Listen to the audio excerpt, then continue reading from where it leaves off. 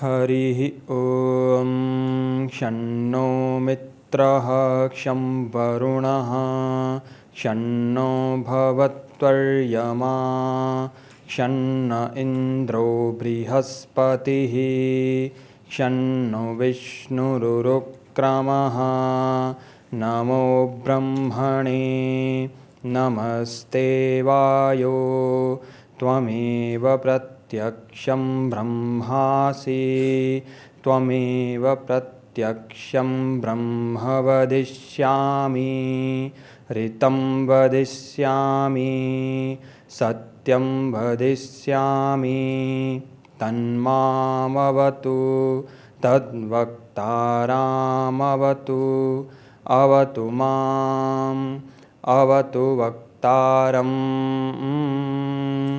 ॐ शान्ति शान्ति शान्तिः.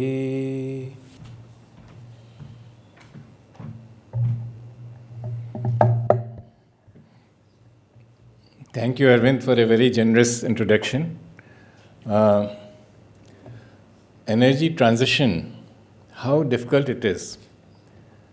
You can understand it by the fact that as of now, on a global scale, fossil fuel account for 79% of the energy, and the renewables are a mere 4%. And of that, solar and wind are about 1% each or something like that. Nuclear is about 11%. So to take it from, to bring down the share of fossils from 79% or roughly 80% to zero, not zero, but to a level where your carbon sink can absorb those emissions is a very difficult task. Now, let me illustrate this point. There have been different phases of energy transition. So, James Watt's invention of steam engine inaugurated the coal age. It's still going on 300 years later. Coal is the major source of power generation both in China and India. Oil internal combustion engine was invented about 130, 140 years ago. Oil age is still continuing. So, to compress the process of transition, which is still incomplete for coal and oil despite more than 100, 200 years, to compress that process into 50 years, our goal, India has accepted net zero emission by 2070, so another 50 years. Most other developed countries have accepted 2050, so that is barely 30 years. China has accepted 2060, which is 40 years. So a process of transition which has not been completed in case of coal and oil for 200 years, how difficult it is to compress it in 40, 50 years. Now, there's a direct correlation between energy and growth or energy and transition and industrialization.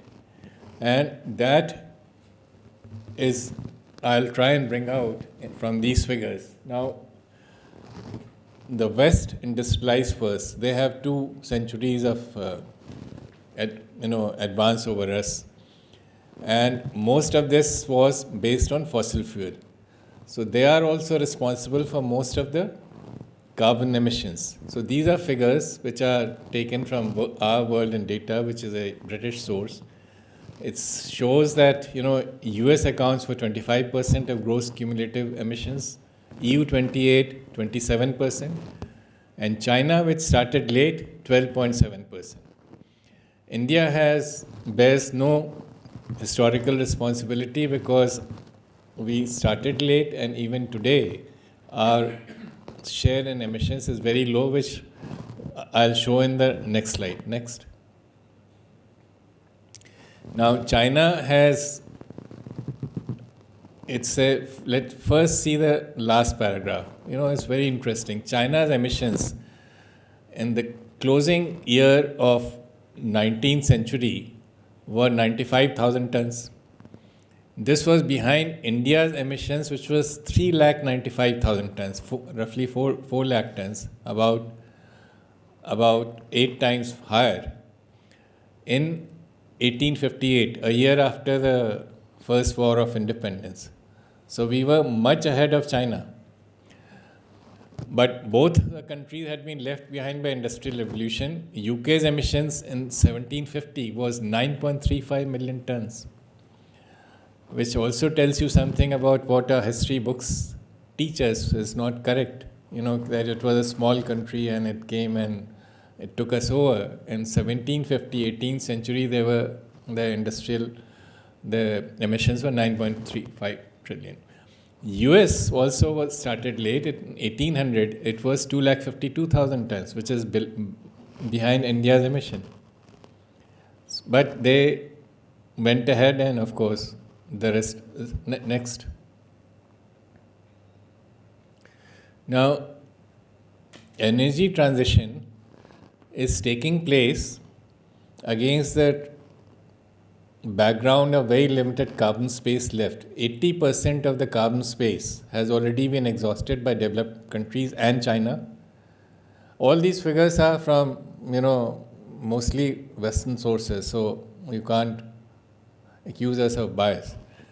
Now, of the balanced 20% also, they are eating into it at a faster pace because their per capita consumption is much higher. And it is not only higher, it is going to remain higher in foreseeable future. Now, China, though it started late, has overtaken the rest of the developed countries. It is today the biggest emitter or polluter, whatever you call it, 10 million ton on annual basis, which is double that of US. Now, China accounts for 30% share of the global emissions today. This 30% share will actually grow going forward when you move towards 2030. Why? Because EU and US have already capped their emissions. So their emissions are on downward trajectory, while China has accepted capping only in 2030. So its emissions will keep growing. So its relative share by 2030 would go beyond 30%. Now, you see the last sentence I have mentioned, India's shares, that is 7%, 7.27%. So with comparable population, or perhaps India has slightly overtaken China, their emissions currently are 4 times higher, and this ratio will become worse. Now, this is, as I mentioned, emissions are the other side of the coin of industrialization. So emissions are bad, but you also need to grow. And we are starting from a very low growth trajectory. Now let me bring out the other point, which is very important. Energy transition means different things for different countries. So for developed countries, the transition means changing to clean energy sources. For developing countries, which includes India, transition means growing and diversifying. These are two different tasks, because we have to catch up with the years or decades of lost growth.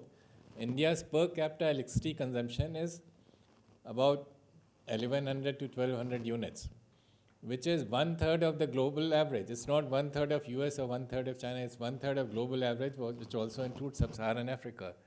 So we need to do a lot of catching up, which means that in the foreseeable future, we need more carbon space, unless you have diversified, and diversification is going to take a long time, not only for us, but also for the rich world. Now, because we have these twin challenges, so the scale of investment required and the time required is much different in our case. This needs to be borne in mind. We have accepted the target of net zero emissions. We have not accepted the peaking. What is peaking? Net zero emissions essentially means the curve goes up, and after some time it flattens out, plateaus, and then starts going down to net zero. And net zero is the final stage where a country's emission and absorption capacity balance out.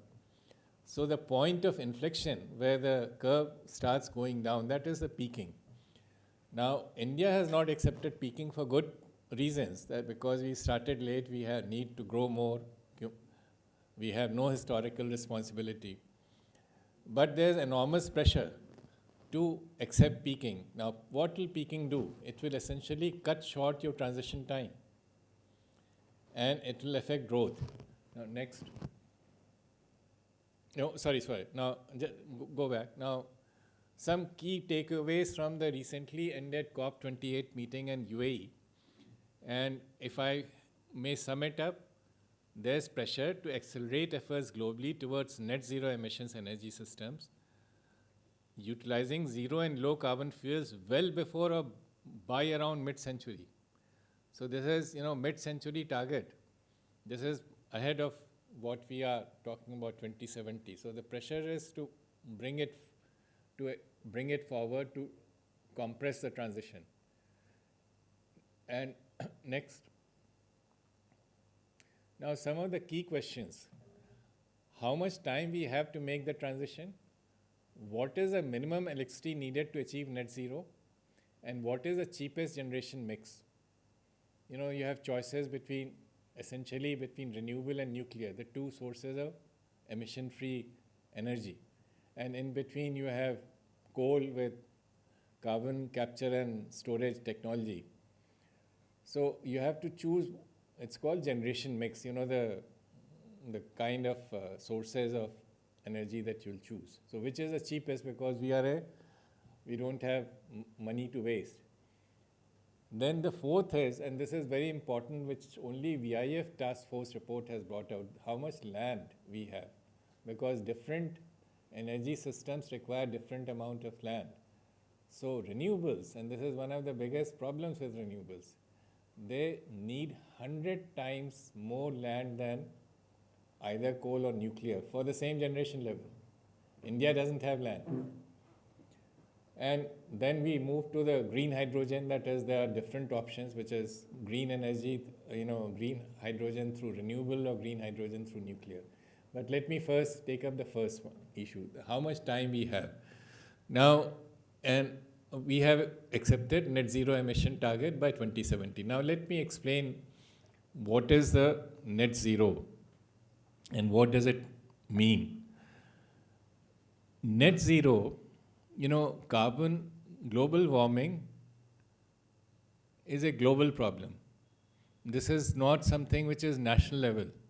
It can be tackled because carbon space, the atmosphere is common for the entire humanity, the entire globe. Now, when the climate negotiations started with Earth Summit in 1990, this principle was accepted. There were two key principles. One was historical responsibility of developed countries who have caused them global warming, and therefore they bear the responsibility for mitigation. Mitigation means reducing the carbon emissions. Mitigation responsibility was not given to the developing countries. Their task was adaptation, that something has been done because of somebody else, but you have to adapt to the situation. So this was a global problem. Now what has net zero done? Net zero has broken a global problem into implementation at national level. This is a very significant point. I have not seen it in any of the climate literature, but this is a very significant point. What does it do? This has distanced developed countries from their responsibilities because, even if it's a voluntary commitment, net zero is a voluntary commitment by each country. But once you have accepted it, we or India or each country has to balance its own emissions and absorption. What is the alternative? The alternative could have been net zero at global level, which would have, you take an account of the global emissions and global absorption. That would have taken into account difference in the standards of living and emissions. The rich countries who have produced more emissions, they would have had to accept a proportionate reduction. So that is gone now. It is your lookout. So it's a deceptively simple target, but it has a very major significance. Now, how much time India has to reach net zero? We have given ourselves a relatively longer transition time to 2070 as compared to China, which is 2060, or West, which is 2050. But this is not enough to safeguard India's interests for two reasons. Because according to UN reports, the global carbon budget which is remaining, assuming 1.5 degree temperature threshold, will get exhausted in 11 to 12 years' time. So if we say that, I'll do it 50 years later, nobody is going to accept it once the carbon budget is exhausted. So there will be enormous pressure. And the pressure will come from, EU and US are our two largest trading partners, and the trading partners with which we have surplus. So you can imagine the kind of... Now that pressure has already started building up. And the first sign is, pressure to accept peaking, which India has not done so far. So G7 summit in Hiroshima last summer called for all major economies to accept peaking by 2025. Now, who were the targets? Targets were only to China and India. China, because they have committed to peaking by 2030, India has not accepted peaking at all. There are no other major economies. EU and US have already accepted. So, China has not agreed to move to 2025, but once they peak emissions in 2030, it will not be possible for India to remain an outlier or an exception indefinitely. There will be enormous pressure to accept. Now, the other point, if you have any country, if it has diversified to clean energy sources before peaking, it doesn't matter then. Peaking has no effect, because you can keep on adding to your nuclear or your renewable capacity without affecting your growth trajectory. But if you have not diversified to clean energy, and mind you, at this stage, no country in the world is in a position to diversify to clean energy sources before peaking. I mean, EU and US have already peaked, but US's fossil fuel account for 80% of US's energy consumption. So, if you cannot diversify before peaking, which means you continue to need fossil fuel for your growth or sustenance. And then if your level is capped, this will affect your growth. Now, as I mentioned at the outset, our situation is very different from the developed countries, because they have already achieved a high level of growth, so has China.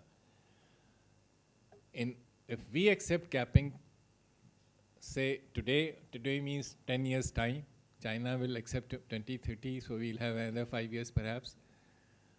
And without having been able to diversify, there will be, our development trajectory will be affected. Amrit Kal needs, to reach Amrit Kal, you need energy. This is 15 years before Amrit Kal.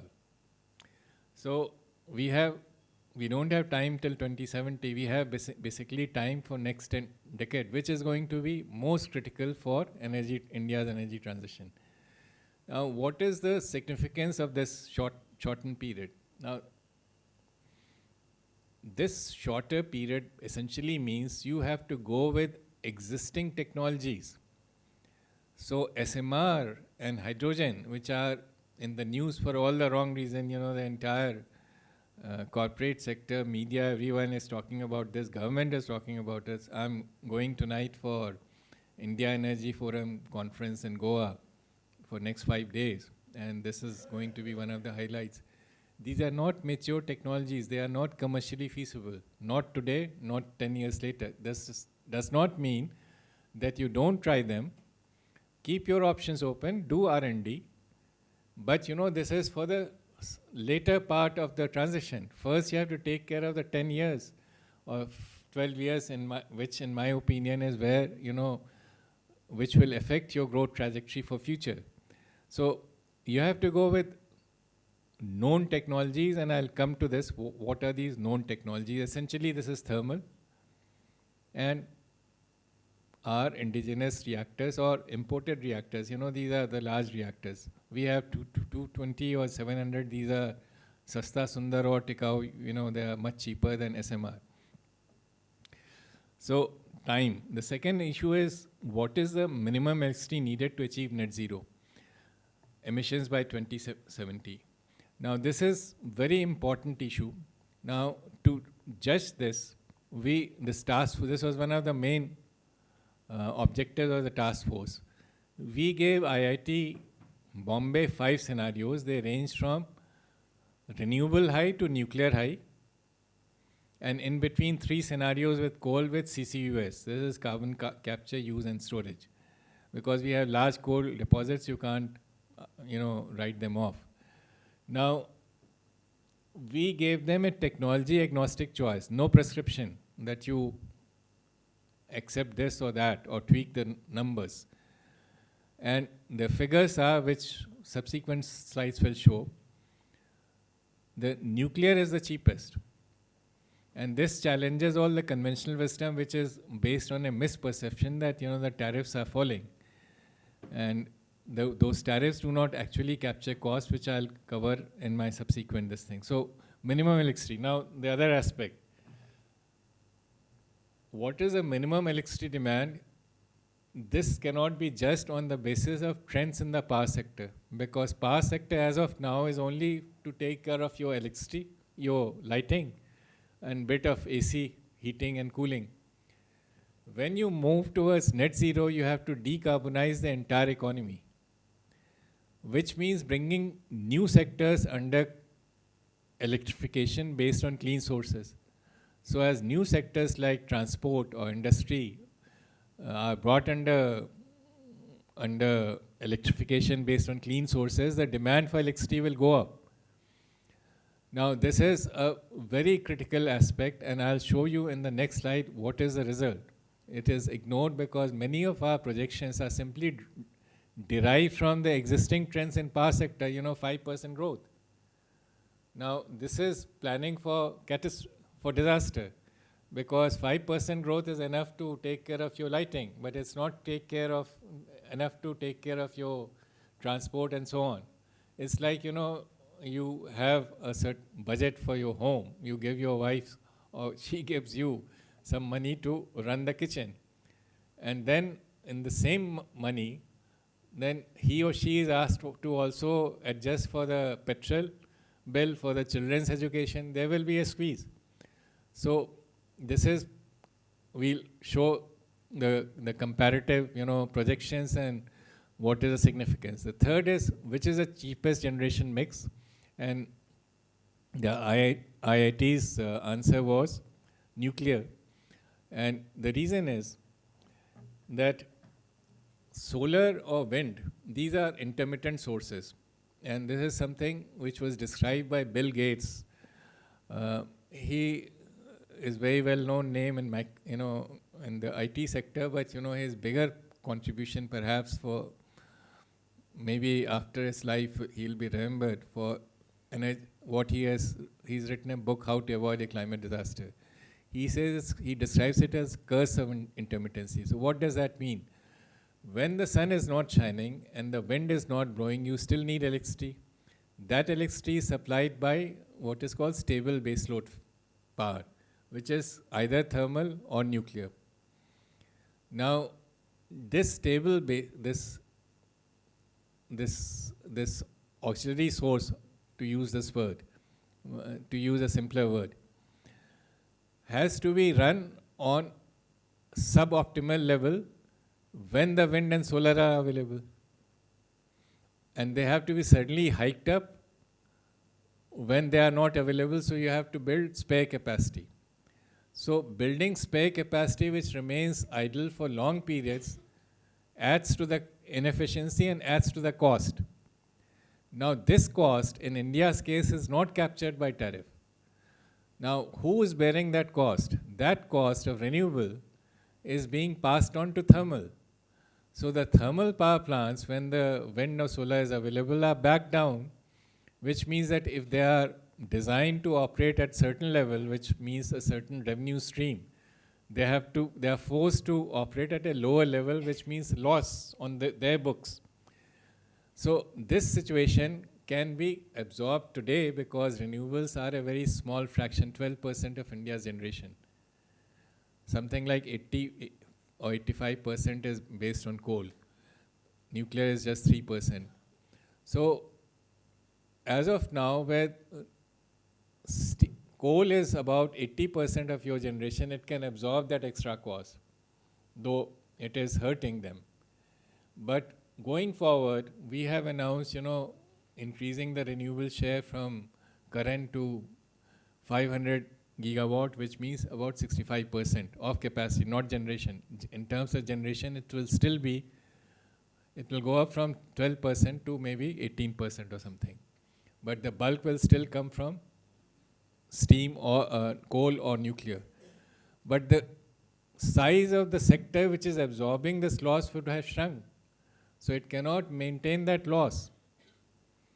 Now, these are what I'm talking about, which has been brought out by VIF report, is also substantiated by experience of other countries. Europe, Germany has the highest renewable penetration of 46% of their generation.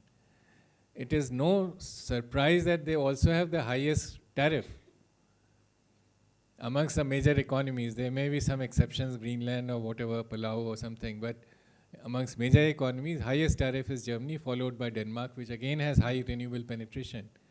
So renewables are a very costly option. Now, I'll expand on this later. How much land, I have explained we don't have, and hydrogen, we'll see if we have time. Next. Now, the other thing I wanted you to understand, the difference between energy and electricity. Electricity is just 1/5 of energy. There are other forms like oil or gas or coal. So worldwide it is 20% or 1/5. In case of India, because our electrification started late, according to Niti Aayog data, it is only 14%. So if our per unit electricity consumption is say 1200 units, our energy consumption will be 7 times that much. So that will be,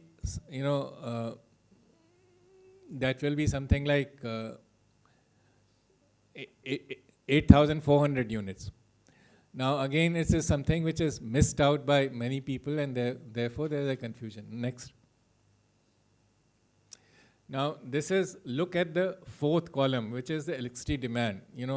One of the questions I posed, how much electricity we need to reach net zero. It has to be sufficient to power our growth trajectory.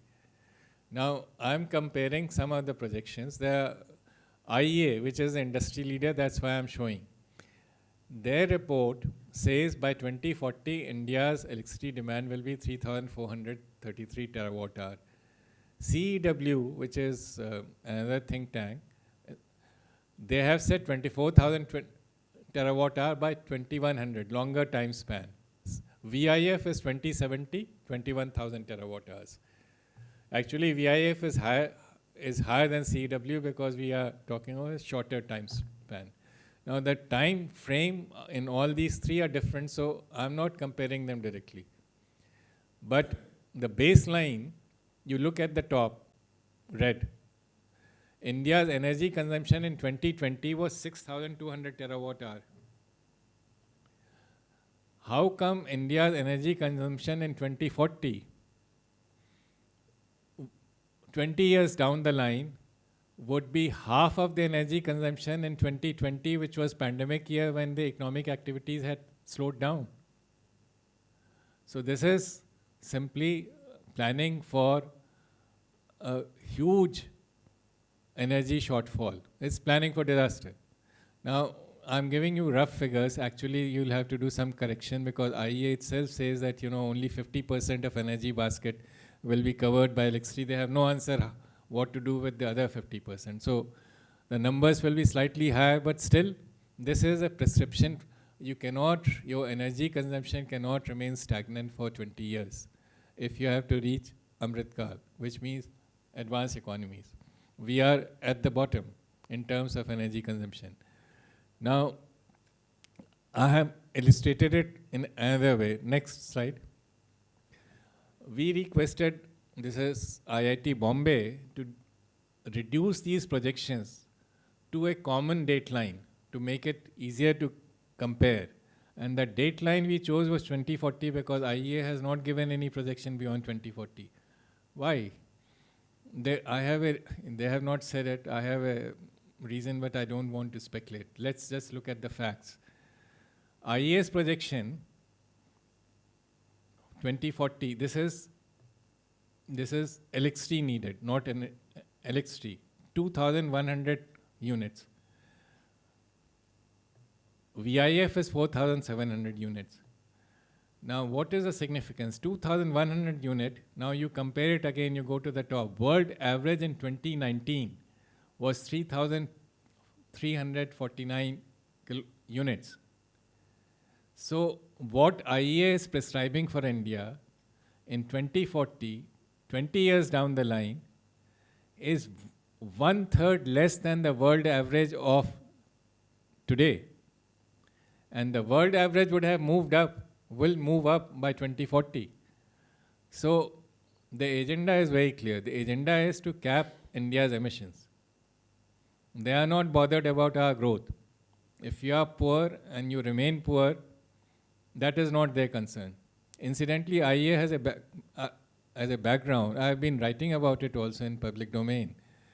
This was the energy club of the rich world, established in response to first oil price shock. So their mandate was and remains not to reduce fossil fuel, but to get it at a cheaper price than what OPEC was offering. So this was a trade union of the West for getting cheap oil. And during this period, 2021, this is just run up to Glasgow, twice IEA has given statements urging Saudi Arabia to increase oil production. Now, why? Because US elections were approaching in November and the prices were going up. So the energy body, which has oil trade union, which has reinvented itself as a climate wala, went back to its original incarnation and asked for increased production of oil. But that apart, this is the most important slide, I think, in my projection today, that if you accept those projections, you are planning for India's perpetual energy poverty. Next. Now, this I have already covered. Next.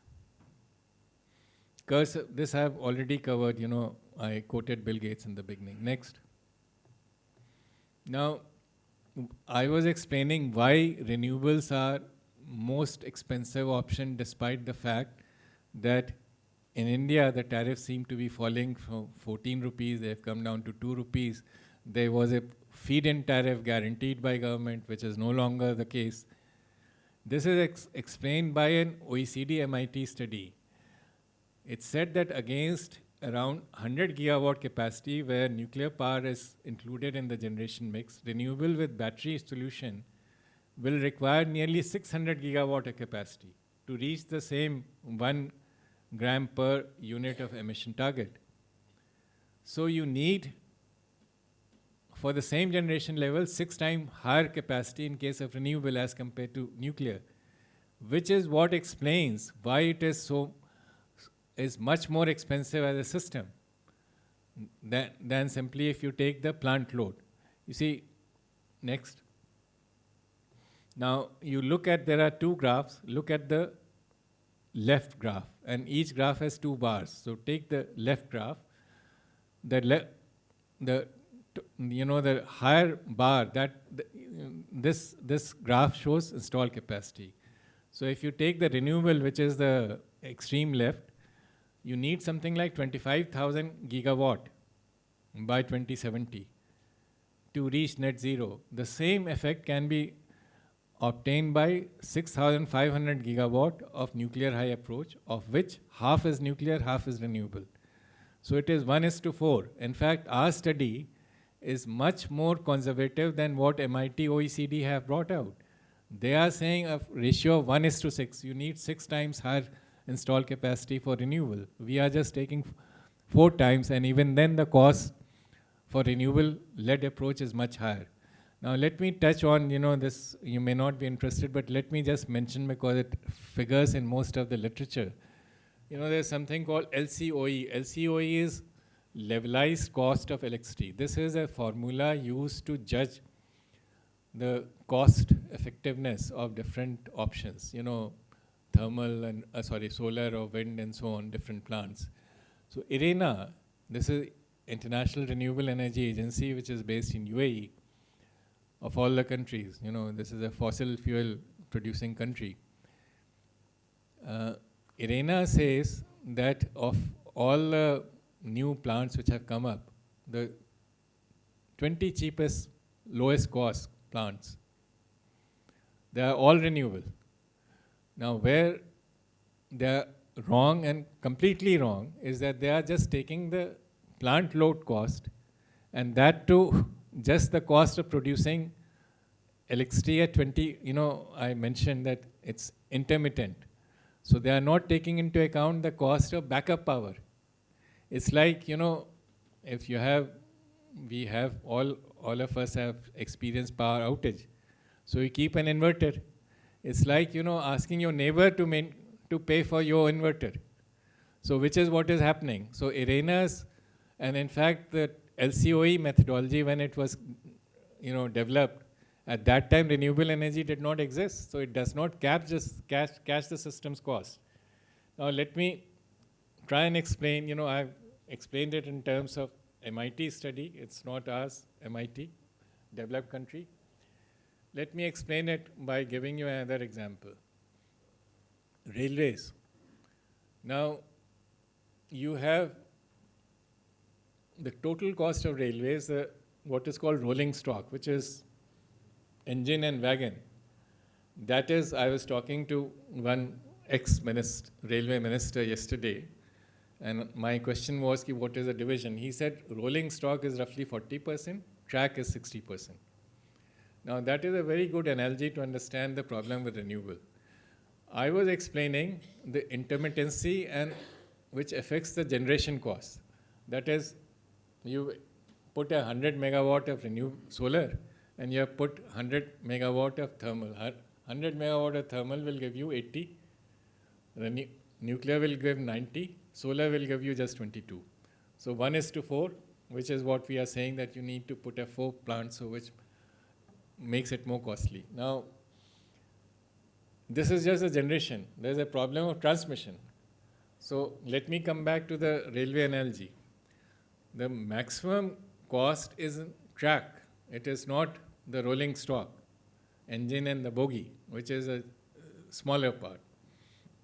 Next. Now land. India has a total of 2 lakh square kilometers of surplus land as of now. If you take renewable high approach, we will need 4 lakh square kilometers of land, which is double the surplus land available today. If you take nuclear high approach, this can be accommodated within that limit. Now, I should have explained a bit about our mathematical model, but I thought that, we are short of time, maybe you're not interested in details. In our model, we have tried to convert 75% of energy into electricity. We have imposed on ourselves a much more stringent standard than IEA. IEA converts only 50% of energy into electricity. And for the balance 50%, it says that there's no known technology, it will be developed after 2030. Now, we have converted 75%, and the balance, which is 25%, will be supplied by hydrogen, and we have chosen 2 variants, 10% demand supplied by hydrogen and 25%. Now, what is the difference? If you take IEA model, which converts only 50% of energy into electricity based on clean sources, there will never be net zero or decarbonization, because no country has the carbon sinks which can absorb 50% of emissions coming from fossil fuel. Maybe Brazil, or perhaps not even Brazil. Brazil also gets hydropower from neighboring countries. Some small country in Africa or something. So that standard, that IEA model neither answers the requirement of energy adequacy nor clean environment. Now we took this two variants, that is balance, the gap which is left 25%, 10% hydrogen. I mentioned land requirement. If you take 25% hydrogen and that hydrogen is based on renewable, your land requirement shoots up astronomically to 1.3 million square kilometers, 7 times the surplus land available. Now, there is a caveat here with our own calculation. And that is the problem is that the land which is surplus today will not be surplus in 2070 with increased population, infrastructure and industry. It's fast disappearing. And this is the reason why all ultra mega power plants in India are now coming in remote locations, Kutch, Ladakh, northeast, which creates the problem of transmission. I was giving you the analogy of, railway track versus rolling stock, that track being more expensive. That problem is much more pronounced in case of electricity sector. So there's a McKinsey study, recent, and McKinsey study has busted many of these myths which IEA is trying to propagate, and unfortunately that has been accepted by most of Indian media and corporate sector. McKinsey study says going forward, transmission will be the bulk of the cost, almost 80% for the renewable. The renewable, when the fuel costs come down once you have renewables because sun and the wind do not cost. But capital cost is sunken. You have to spend, money to put up those plants. That has to be recovered. And the third element is transmission, which will actually go up because you will be going to remote locations, so longer transmission and more cost. Next. Now, I have tried to sum up the results in terms of cost. The extreme left is the business as usual, that is, if nothing is done, you will be spending something like $12 trillion by 2017, 15 years. The middle one is renewable high approach, 15.5 trillion, and the extreme right is the nuclear high approach, which is 11.2 trillion. So it is 28% cheaper than the renewable high approach. Now, actually, the difference is much more than what our modeling has captured. The reason is, when we did this modeling, we, as a matter of conscious policy, decided to take only government figures instead of picking up our own figures and then people challenging it. So these figures have come from Power Ministry and Niti Aayog. And those figures underplayed the transmission costs. So actual difference is much more than what this shows. Next. Now, this is the other thing which we did not know. There's a recent report of Central Electricity Authority, and this report, which is, I had some discussion last week, and I was told that this report will now become an official possession of CEA. So they have said that the cost of renewable electricity ranges from 4.95 unit to 7.57 unit. And this is with 6 hours battery storage. This is called renewable electricity round the clock cost, because the government's predicament is that as you increase the share of renewable, how do you balance it? I mentioned that you either need an auxiliary source, which is stable base load supplied by coal, which is actually being phased out. Nuclear is not being ramped up in the same proportion, or you bring in battery, which is very expensive. So the government is trying to think to new tenders that the promoter has to also provide storage. Now this is actually again an underestimate because it's only 6 hours storage. So you have sun for 12 hours, theoretically actually only for 7-8 hours. So the storage requirement will be much more than 6 hours thing.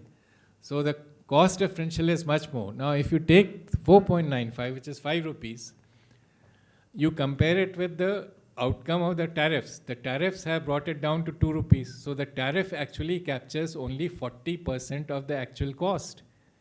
And if you take the higher end figure 7.57, then the tariff is capturing only 20 to 25% of the cost. No country, certainly not India, has money to bear this kind of loss as the energy costs go up, which it will. Next. Now, extreme weather events. I have mentioned, this California, Texas, North Sea. Let me just touch on North Sea. September 2021, which is not too far back, North Sea winds dropped. The electricity prices shot up 5 times in UK, they doubled in Germany. Why?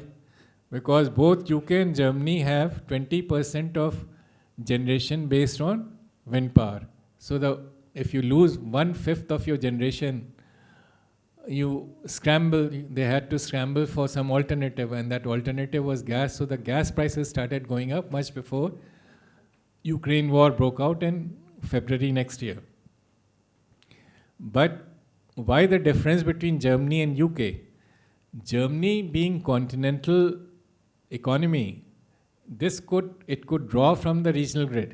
UK being an island, it doesn't have that option. It is connected, but it's not to that same extent. So the electricity prices went up, costs went up fast higher, and the result was en masse bankruptcies in UK, because many of these power companies, the output price, because retail price was fixed. Government doesn't allow in India or other countries, to increase the price certainly for consumer. But the input cost went up 5 times, so there was en masse bankruptcies.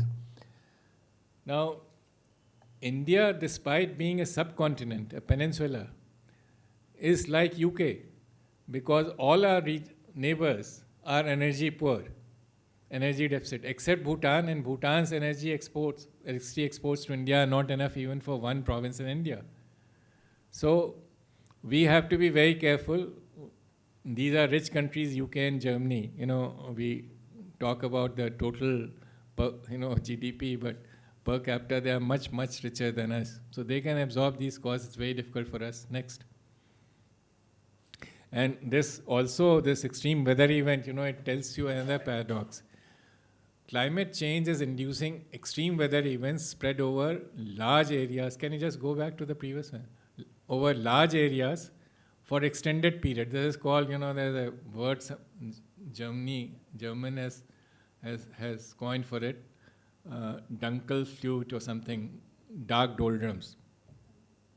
Now, when your problem is climate, the solution cannot be something which is also prone to climate changes. So renewable energy is prone to weather changes.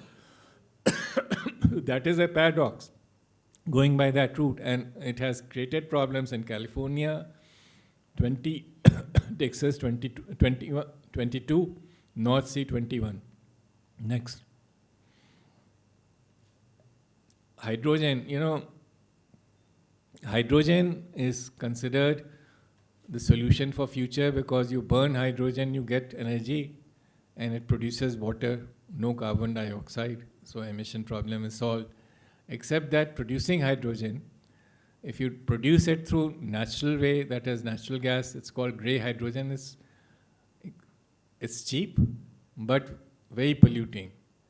Then there is something called blue hydrogen, which is natural hydrogen with carbon capture, which is not a mature technology, which will be less polluting. Then there's green hydrogen, which is based on renewable, or alternative is nuclear. So our Niti Aayog has taken the green hydrogen based on renewable approach. Now this has 2 problems. One is the cost, which is our report has brought out. Now CEA, Central Electricity Authority, which is the technical body of Government of India, is acknowledging it. This was also acknowledged by Forum of Regulators, which is also a technical body consisting of regulators of all states, BJP, UPA, Congress, Communists, all states. They had brought this out for Tamil Nadu and Gujarat in 2017 and 2021, that the second report said that 2 rupee 12 paisa is the extra cost over and above the tariff. But after the CEA report, which came out in September, the differential is much more. So the hydrogen based on the renewable route will suffer from the same problem. Why nuclear route is cheaper? Because if you use nuclear power at high temperature coupled with thermochemical processes, water molecules splits without hydrolysis, so need for electricity goes down. So need for generating assets to produce that electricity goes down. So it becomes cheaper, and that is why all major economies, which includes US, UK, France, China, Japan and South Korea, are experimenting with high temperature gas reactors. China claims it has already developed it. So that will be a cheaper route. At least all of them are keeping both the options open. That is renewable route and nuclear route. We have narrowed it down only to the renewable route. So which will take us to a problem of cost, which the other problem will be huge requirement of land. Next. Now on land, let me just mention, and we have somebody who knows this subject better than I do, Mr. Kimmo from Finland Embassy. Europe, I'm talking of Germany, they have outsourced their hydrogen production to Morocco. 2 billion euro, you produce hydrogen and you ship it to us. Economists recent 4-5 months ago, there was an issue which said European Investment Agency is planning to invest $1.1 trillion, not billion, $1 trillion in Africa for hydrogen production. So why Africa? Because Europe doesn't have land. And we have the same problem, but we have hit upon the opposite solution. Now, this is a declaration which was adopted in COP28, 20 signatories, US, Canada, Czech Republic, France, Japan. Now, US, France, Japan, these are major economies. US already has 20% share nuclear, 20% of the share of their generation mix, and they want to triple it. So also France already has 70%.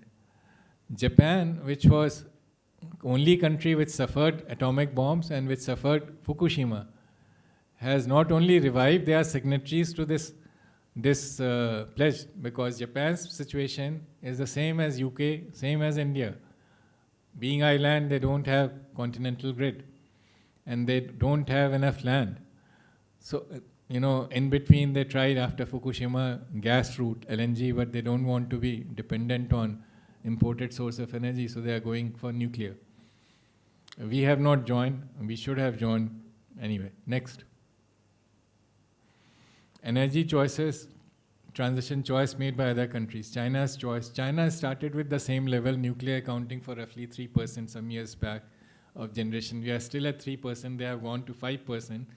They want to increase it to 10% by 2035 and 18% by 2060 with a total generation capacity of 400 gigawatt. Next, I think this is, I've quoted Bill Gates. It's only nuclear, it's the only carbon-free energy source that can reliably deliver power day and night through every season, almost anywhere on Earth. That has been proven to work on a large scale. Now, this projection does not cover finance. Let me touch on this. Director had mentioned what Mr. N.K. Singh said. Now, developed countries committed $100 billion in 2015 at Paris for developing countries. They have still not reached that level. It's about, according to OECD figures, I'm not quoting Indian figures, about 80% of that. In between, the emission standards have become much more stringent. Net zero was mentioned somewhere in passing, but it was not the accepted target of governments. Today it is of most governments, so which means much more stringent emission standards. But the aid level remains the same, and even that has not been met 7 years down the line.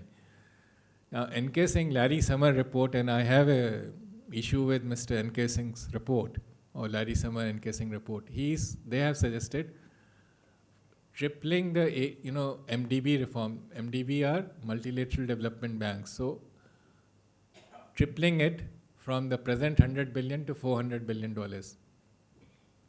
Now this is not easy. This was discussed in the G20 summit here. It's part of the declaration, but the declaration where it mentions that this requires amendment to the mandates or the statutes of those multilateral banks. It's not something simply G20 or UN can say.